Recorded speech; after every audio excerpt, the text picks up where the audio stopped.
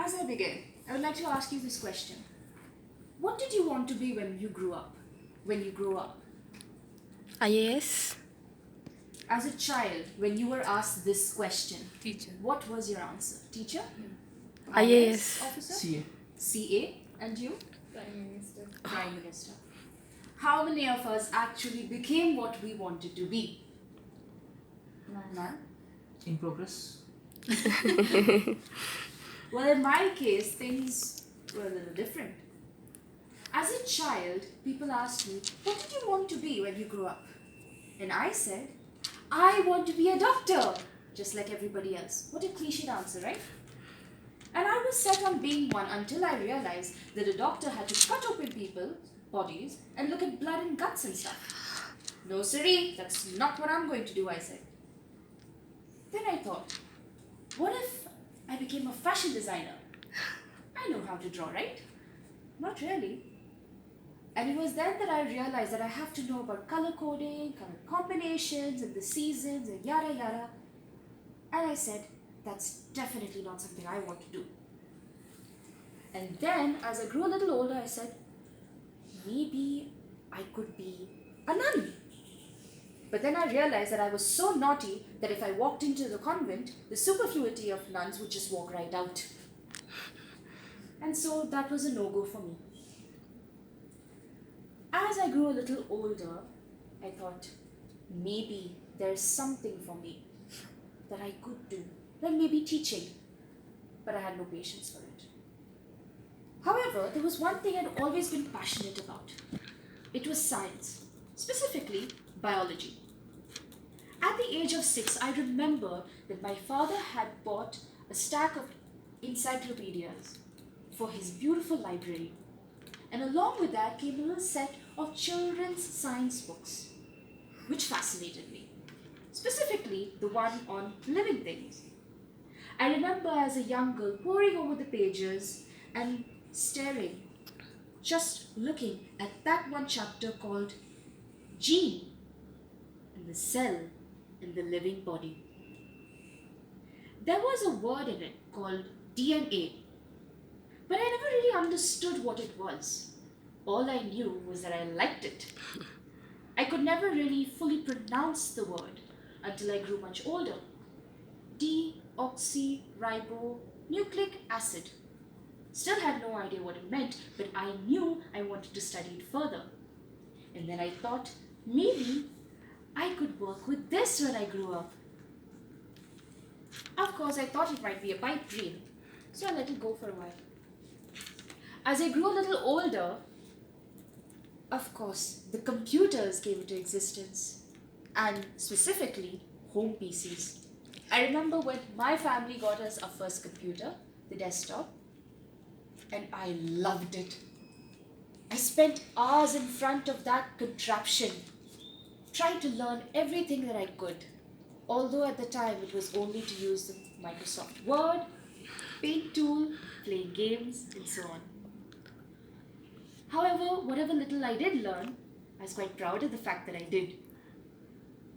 And then I thought to myself, what if I grew up and worked with computers? That would be something, right? But then I thought, that might not happen. Although I was passionate about biology and the little thing called a gene, and I was passionate about working in front of a computer, I wondered, would I actually be able to work in a field like that? Does a career like that even exist? I kept wondering until I was in the 11th grade. I didn't like math, so I took an elective called informatics. It was on the first day of the informatics class that my teacher, Mrs. Renu, brought up a word, bioinformatics. It's a career option, she said. I perked up a bit. Bioinformatics? Is that a real thing? And she went, yes. Simply put, it is one to do with biology and with computers. I don't really know the specifics of it, but you can search the internet if you like. So I did, as soon as I went home. I spent the entire evening searching and researching, and I fell in love. This was something I'd always wanted to do. As a young girl, the age of 6, 7, 8, I knew this was something I wanted to study. I knew that this was what I wanted to be, and on that day, I resolved to do just that. So I finished my 11th and 12th, struggled a bit because I was not very good in my studies.